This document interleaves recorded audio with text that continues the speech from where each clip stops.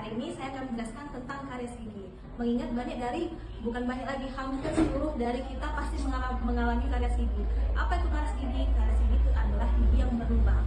Oke, gigi yang selama ini banyak masyarakat atau orang yang menilai kalau gigi berlubang itu adalah gigi yang lubangnya udah dalam. Padahal gigi yang berlubang kecil aja, hitam-hitam setitik aja, itu udah termasuk dalam karies gigi.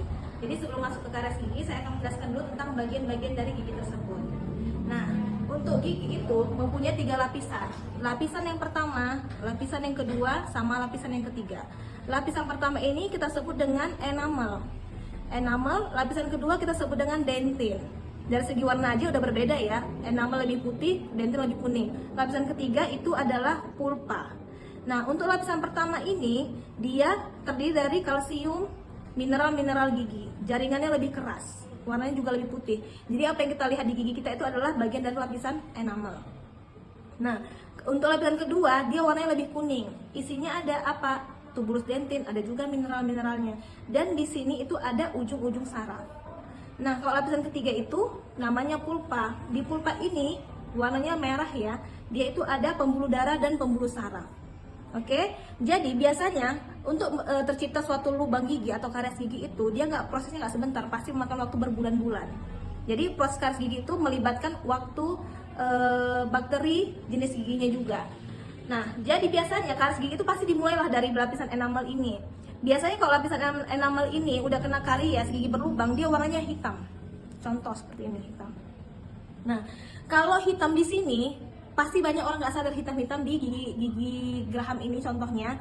Dia nggak sadar kenapa? Karena dia tidak ada keluhan di lapisan pertama. Kenapa bisa tidak ada keluhan ya? Karena tadi saya bilang isinya hanya mineral dan kalsium, tidak ada saraf di situ. Sedangkan yang membuat kita sakit itu adalah saraf. Jadi biasanya orang nggak sadar kenapa gigi dia udah berlubang, tiba-tiba udah hitam di sini dan merasa itu giginya sehat-sehat aja karena nggak ada keluhan. Nah, jadi lubang itu pasti makin dalam. Ketika makin dalam, bisa dia sampai ke lapisan yang kedua. Lapisan kedua tadi apa? Lapisan dentin. Saya bilang tadi, di lapisan dentin ini ada ujung-ujung saraf. Ke ujung-ujung saraf itu tadi bisa membuat reaksi nyilu. Jadi biasanya kalau udah lubangnya sampai ke lapisan kedua, itu udah mulai ada keluhan. Keluhannya apa? Nyilu. Tapi mungkin beberapa dari kita merasa, oh cuma gigi sensitif. Seperti itu.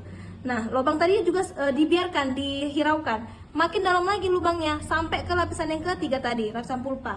Di lapisan pulpa tadi isinya adalah pembuluh darah dan pembuluh saraf. Kalau udah masuk ke lapisan ketiga ini, keluhannya udah berubah menjadi sakit, denyut, gigi berdenyut, malam-malam berdenyut, masuk makanan sakit. Itu udah masuk lapisan ketiga, lapisan pulpa tadi.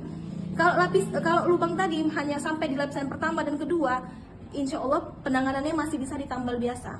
Tapi kalau udah masuk ke lapisan ketiga, yang isinya tadi saraf tadi, itu penanganannya cuma 2. Satu cabut, satu lagi perawatan saluran akar. Perawatan saluran akar itu dia dibersihkan bakterinya sampai ke ujung akarnya. Itu bisa berkali-kali kunjungan.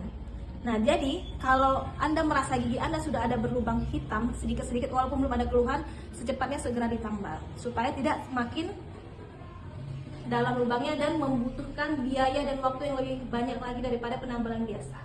Jadi 6 bulan sekali jangan lupa periksakan gigi Anda ke dokter gigi. Terima kasih.